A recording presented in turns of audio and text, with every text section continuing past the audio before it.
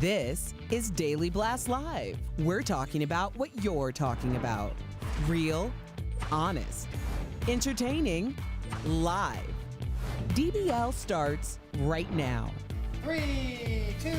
Welcome to Daily Blast Live. It's Monday, February 3rd. Why did you say it like I was that? doing it different. Yeah, you did that. Yeah, I'm here with Al, Brandon, Lindsay. I'm Tori. Let's get right to it. Everyone is talking about the big game last night. Congratulations to the their comeback win against the 49ers.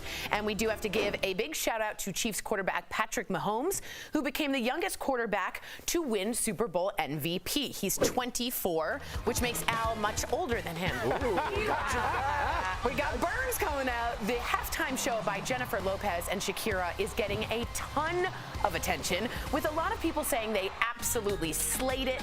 But even with all the excitement, this man has gone viral after being filmed sleeping in his seat, which, by the way, costs on average $8,000. And may I remind you, that was during the first quarter. Yeah, Yes. I've seen that before. I don't even know if we have the picture queued up. Does the booth have the picture? I said, Patty, maybe we'll have it next break. We don't have it, but no, I was at the Big Ten championship game in Indianapolis a couple years back when we played Wisconsin, and there was a gentleman there that had a few and was asleep before the beginning of the first half. So I think that's just a little day drinking. We didn't pace ourselves. That's okay. Okay. A good nap, he'll be better. You want to know my favorite moment What's of your the favorite Super Bowl? You want to know? What is it? When you two finally showed up. Who shows up pointing to? late to a Super Bowl? Both of y'all. He showed up with Popeye's chicken and a romper. And I appreciated that. Al, I appreciated the Popeyes. Thank you. And Yes. then you showed up, what, third quarter? Was the game almost over? I didn't know you were my keeper, but now that I know. Now that I know. Erica, We had just so a you guys know, great this time. is Erica Cobb. This is Al. Look at that. Al looking like this.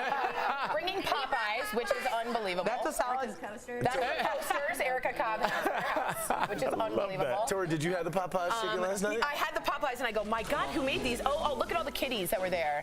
And the whole group, the DBL whole studio was invited. It was lovely. This is Al walking down the stairs. That was hilarious. What is going on? It was nice out yesterday. That was a good, and shout out to Will Smith and for Sam for that video. Yeah, you know what? It just shows you that, like, whether you're watching the game or not, it doesn't matter. It's like, it's one of those few, it's almost like Thanksgiving. As long as you're wearing a romper. It's like you just need I needed a romper, but like it's a way to get people together. So I'm all for it. I really want to quickly just point out very quickly. Everyone's talking about this moment with Shakira when her tongue went out and they did this kind of thing. Everyone's making fun. I do want to be clear here. This is a Middle Eastern culture moment. She is half Lebanese. This is called the Zagruda. It's a traditional Arabic expression of joy and celebration, and it went viral over in the Middle East because she's celebrating that, and it's also part of her Colombian heritage during Carnival. So I just wanted to make sure people knew that wasn't sexual. That was this is who I am as half Arab. But that just goes to show why you have to get out of your small town. Yes, you have to get out of your little bubble and understand that there are other cultures. Correct. And one thing that may look like it's not acceptable where you're from, like you said, is going viral, is being praised in another culture. Huge. So it's one of those moments. But thank you for reading that, because a lot of people. Thank you, because I think people were like, "What is that?" I'm like, "Yo, this is a big deal in this culture. Let's honor that." Well, over the weekend, health officials announced 4 new cases of the coronavirus, bringing the total to 11 in the United States. And in China, they're saying they have completed this new hospital, which they built, and you'll never get this, 10 days. Brandon is about to fall out of his chair. It's shocking. Yeah, that's shocking. I'll tell you why they need this in a second. State news agency reports that it will begin accepting patients today. More than 17,000 people around the world have now been infected.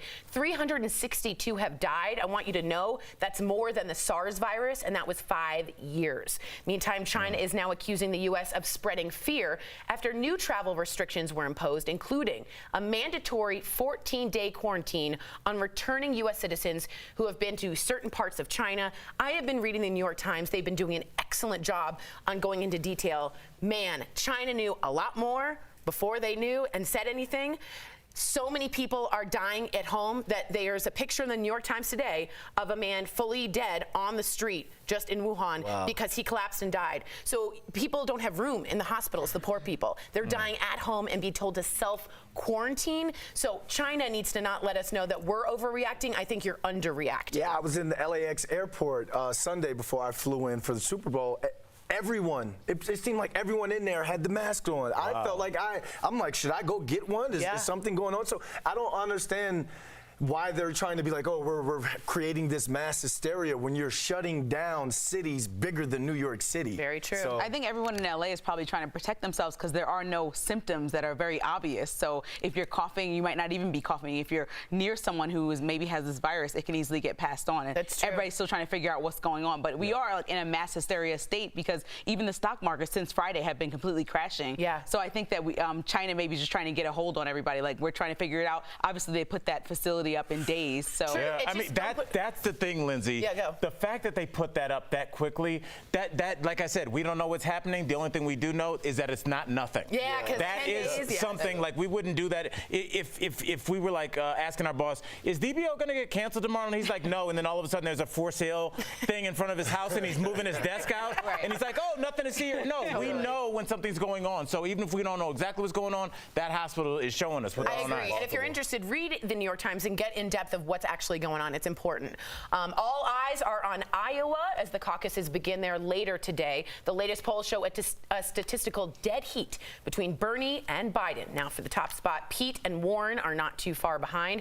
And just yesterday, Bernie made headlines pledging, this is huge, to make marijuana federally legal in all 50 states on the first day of his presidency. Whoa. Now let's talk about a lot of brown people being incarcerated. Let's get your desk in there and everything first. Find out where the bathrooms are. Meantime, Biden is saying, hey, he's got the broadest support of all the candidates. Let's take a look. But I think I'm the only one that has broad support with brown, black, young, old, women, men, working class folks. So a lot of people are criticizing Iowa for having such a large influence on the presidential race, given that the state is 91% white, according to the latest U.S. Census Bureau data. I want to know, do you think it's fair that Iowa picks first? Let me set you up with, they have been statistically very strong on picking who gets the nominee and knowing who has the best momentum going into New Hampshire. Is this a bad representation? I think what Iowa does is tell you where middle America is going to sway. And so they say that's a lot of the vote that helps you either win the election or not. So we have to remember that Romney, Trump, other people, Hillary, I think even didn't win Iowa. So it's not a make or break. Correct. But if you come in fourth place or anything below that, you're definitely never going to become the candidate. And that has been historically since the 70s. That's never happened. So I think it's to show you if you really fail there completely and not even top three, you're definitely not going to be president. But if you are number one, you might not. That might not mean anything, but if you're number two, it's in those two that there's a range there. I'm with Julian Castro on this one where he says that we're not the same country we were back in 1972 when Iowa first started being the first for the primaries. I mean, if you look at America now, I think we need to start with either a Georgia or a Florida because if you look at the races, the mixed races, that's really what America is right now. So I get what you're saying about the working class and all, but there are also working class people who are Latino descent, who are black, True, but the ones that change the election are those middle class sort of soccer moms, Wisconsin, Pennsylvania, Ohio, and they will give us a heads up on where they are. The purple states. The purple states, yeah. And we're in one right now, Colorado. Purple looks great on me, by the way. It does. Your hair looks nice today, too. I got new extensions, guys. Oh, It looks really good. Thank you for the applause. Thank you. applause for him. I really like your hair. Thank you, and I spent 5 hours, so I appreciate it. Awesome. Okay, we're moving on. The Masked Singer, they told me stop talking. The Masked Singer kicked off its third season last night after the big game, and Jamie Foxx joined the other panelists as a guest judge on the show. Spoiler alert, the robot was the first singer to be unmasked, and it turned out to be someone who's sold more than 100 million records worldwide. It's Lil Wayne! You love Lil Wayne. I am a big Wayne fan. I never thought I'd see him cross over into the American mainstream like this. I mean, am I the only one who thinks that Fox is shoving the show down our throats? No, we have our own Dr. Drew, who is on The Masked Singer. Who I appreciate the show, but I feel like it's almost like Shark Tank. Shark Tank was not popular on ABC, and now it's very popular. But it was like shoved down. Whoever created it was like, this is good enough, please watch. But people watch it, though. Yeah, no, I know. I think it's going to be a hit. It trends on Twitter like every time. Do you guys notice, though, that the audience doesn't match up with what you're watching when they cut? It's like, ah! And it's like they just use any cutaways for any moment. I don't care for it. Well, it's a cool show. Thanks. DBL is live coming up. Our own Stephanie Jones takes us behind the scenes at the world premiere of the new Margot Robbie movie, Birds of Prey. You, the viewer, are our fifth host. The reviews are in, and many on social media think the Super Bowl halftime show was too hot to handle. Ooh, my goodness. We're sharing your comments coming up next.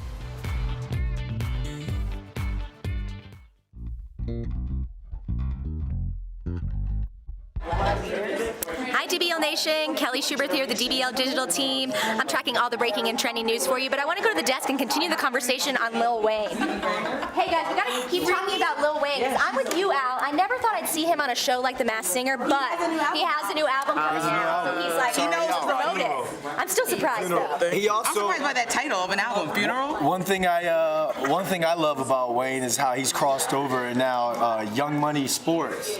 They rep Jalen Hurts now. They got a pretty good roster when it comes to football players that are out there. They have a title. People, I know one of the girls, I can't remember, but I follow her on Instagram. Nicole Lynn. Yes, exactly. Nicole Lynn is like this huge, black and she keeps going over that. She's like 31 or 30. Yeah. You hear that? Yeah. You guys just hear that? From that's the same Zagruda that Shakira was doing. It's a call for celebration. I think that was it, wasn't it? No, that was on the Smile commercial. But I'm saying it's becoming more well known. Yeah, you're right. I'm glad he told me that, because I watched that and I was like, okay, she was getting a little frisky. But she really was just like really embracing our culture. And so that means even me needs to be more open-minded. And I think half Lebanese, half Colombian, she represented so well. I love the fact that it's too hot to handle when, well, I'll save it for Talk about it for those. I'm on. Don't give away all the goods. Tease it. A lot of people are writing in, XOOX says, I hate Al's romper. Oh yeah, it's Why? designed to create polarizing. I'm gonna bring feelings out of people. I gotta be honest. And I'm gonna be 100% honest. he looked great. This is the second time I hung out with Al when he had on a romper. The first time I thought that he was joking, and then I asked no, seriously. Then I asked everybody, and everybody said, "You told me how confident you had to be to wear that." And then when I saw him today, I'm like, you know what? Go ahead, boy. Yeah, you are. Because to walk in there, like, he's like, I genuinely love this outfit. And Colin, my boyfriend, is the same exact way. Yep. So I can't say that I appreciate when he does stuff like that, like wear a bow tie and act like it's his birthday party. And you I was come in your talking with your man Colin yesterday. I really appreciate his sense of fashion. I feel like he does whatever he wants. Yeah, he does what he wants, and he's got like a distinct. But there's a look. confidence that's very sexy, like about that like I don't care, and I'm gonna wear my romper. I'm not saying you were sexy. This is not a moment where I'm saying that. I'm saying the confidence was like the Lizzo good thing. swagger. Right. Like Lizzo, like her or not, that confidence is insanely attractive. Right. When you woke up this morning, did you know you were going to be? DBL Nation, let us know. Do you like the romper, or do you think Al needs to get rid of that and all the other rompers in his closet?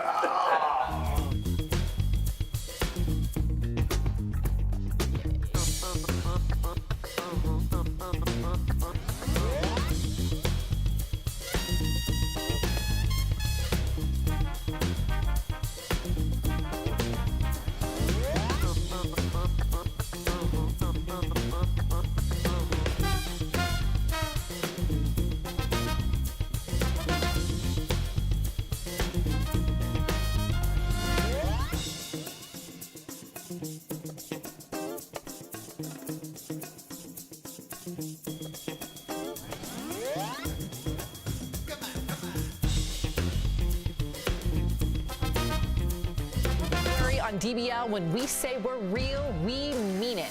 Our Commit to be Fit viewers' final weigh-in, the big reveal, special editions of DBL's True Crime Chronicles, Erica Cobb's on-air natural hair crusade. I can wear my hair however I want and still be respected. Plus, we're telling stories that are brutally honest.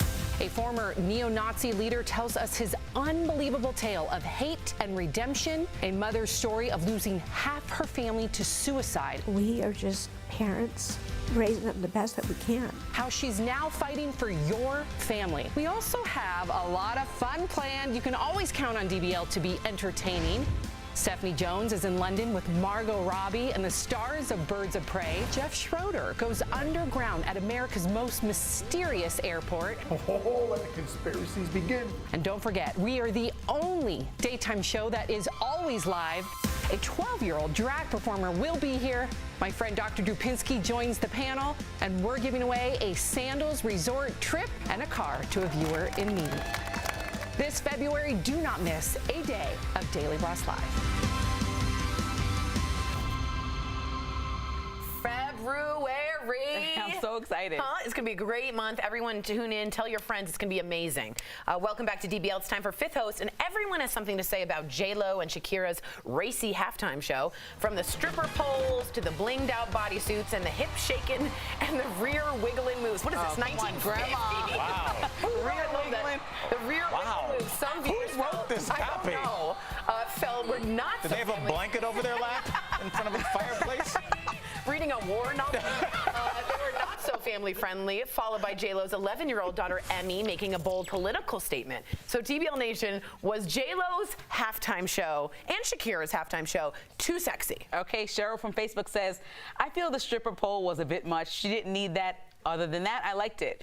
I thought that if you're a 50-year-old woman that can carry your body weight on a stripper pole, hats off to you. Yes, Lindsay. The fact that they just defied all age stereotypes, I really appreciated that performance more than anything I've seen at the Super Bowl halftime, which I snoozed for. Besides, Gaga was Beyonce good. was there. Gaga? Yeah, the last couple years I've been a little bored, though. This one brought me back. I'll watch next year. All right. Tim from Facebook says, for J-Lo, it was not as sexy as it could have been. Yes, there were poles, but it looked more like Cirque du Soleil and a lot less like her movie Hustlers. Yeah, obviously, you don't know Latin culture if you're looking at that and you're with your blanket on your lap in front of the fireplace saying, oh, they're shaking around and all that. You don't cook with Goya seasoning or adobo seasoning if you don't know how these Latina women were going to come and shut it down in Miami. If it was too sexy, close your eyes. Should have been watching the game anyway. All right. It Well was said. off during that time. It was off. Okay.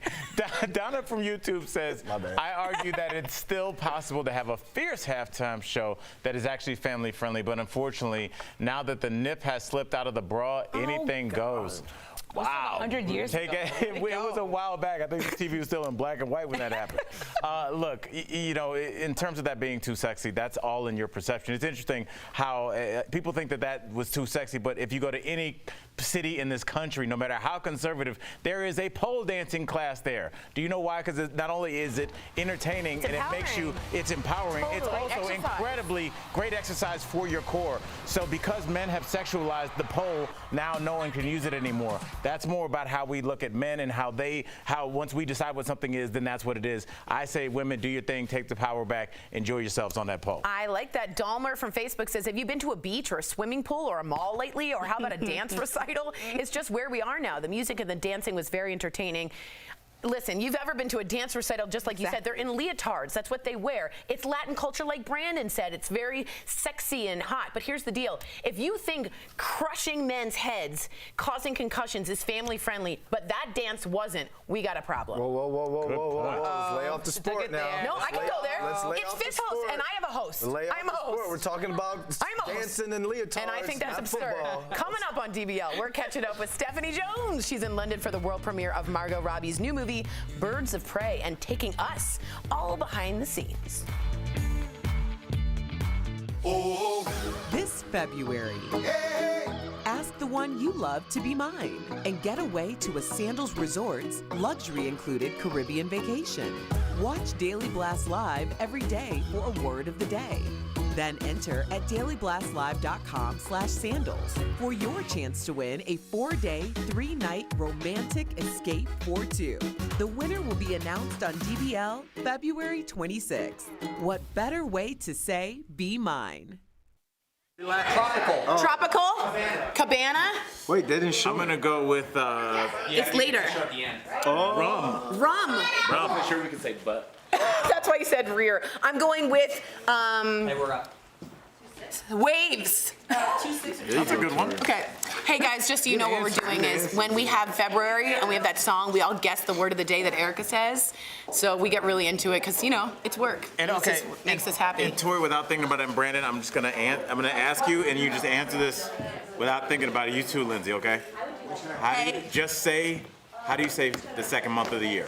February. No, Yeah. I don't say brewery. She's got a rule in there. February. No, it's not silent. Can I read something to you? Yeah. My mom said, I loved Al's romper. He's a self-assured and confident man. He's just like Daddy, a.k.a. Shaft, John Shaft. Al, continue being you. America loves that. I would love. First of all, if I could grow up to be your dad, like her dad's a good looking. Like women see your dad and go, That's a good-looking man right there. Good-looking man. My dad, like, I like old Shaft school. himself. Old school ways, like my dad used to call women foxes. That's brutish stuff. There's a quick stop. I saw that, Travis. Yeah, it's all good. Well, there must have been a promo first. Forever, forever, be together. Yeah. It's okay, my dear. I don't know how. My mom can't do this. She does this. It's so sad. 360 with LifeLock. Call 1-800-495-8730 or visit lifelock.com. I don't know. Is this a sequel? Use promo code MyPromo to save 25% off your first year and get a free shredder with annual membership. Call now.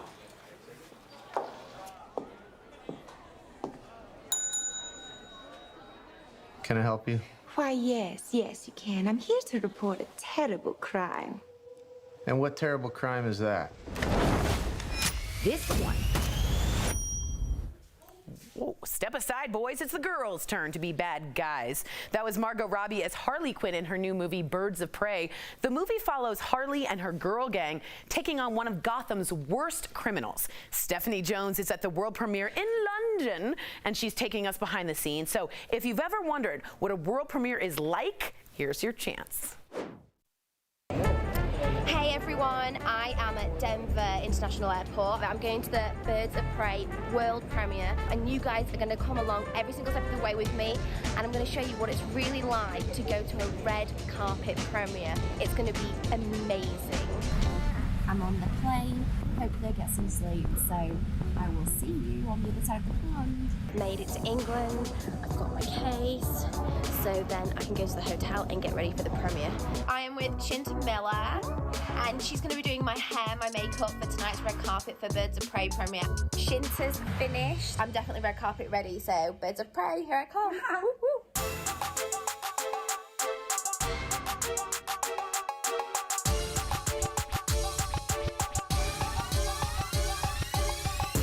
We made it to the entrance of the red carpet. Super excited.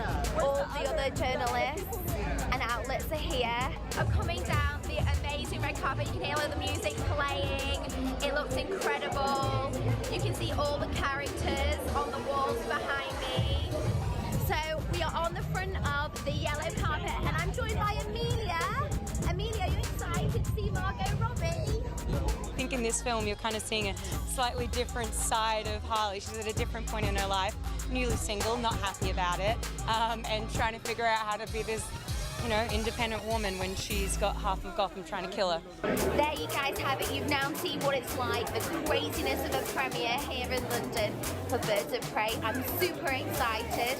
I can't wait to see the movie. As you can see, everyone's going in to get their seats, and I can't wait to review it all and interview everyone, all of the big stars, and you guys will be watching it on Daily Blast Live. Thank you, Steph. Later this week, Stephanie sits down with the film's stars, including Margot Robbie and more. You seriously do not want to miss it. We'll be right back. Promotional consideration is brought to you by...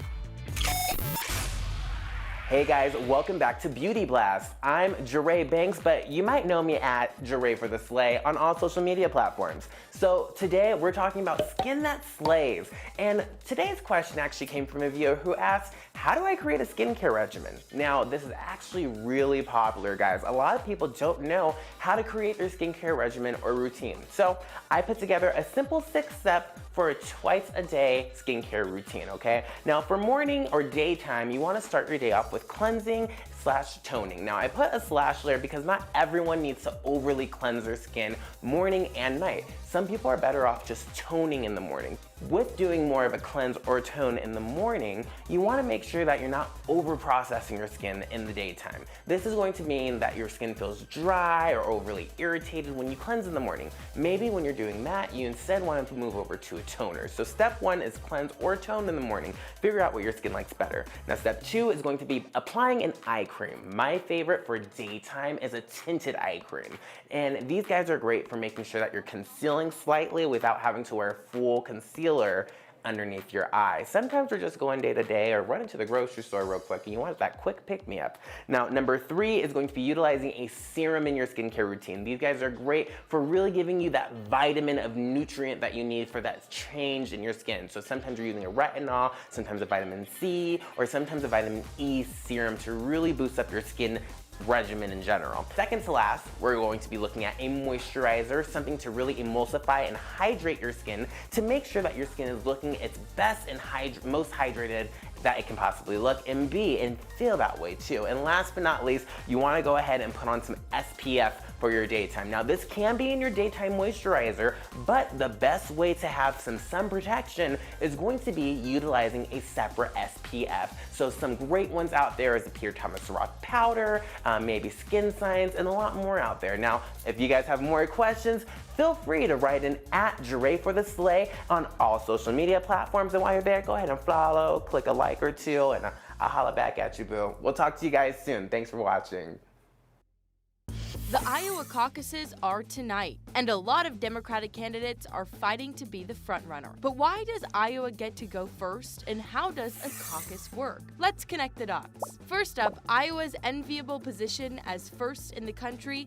This actually stems from one of the lowest points in American politics, the 1968 Democratic National Convention. After it erupted in chaos with violent clashes between police and protesters, the Democratic Party decided to spread out its nomination process. And since Iowa's caucus system was so complicated, it got to go first. So how do Iowa's caucuses work? Democrats and Republicans have different rules in Iowa, but let's focus on the Democrats because we aren't expecting any surprises from the Republicans. Voters gather in a room and stand in a certain section to show their support for a candidate.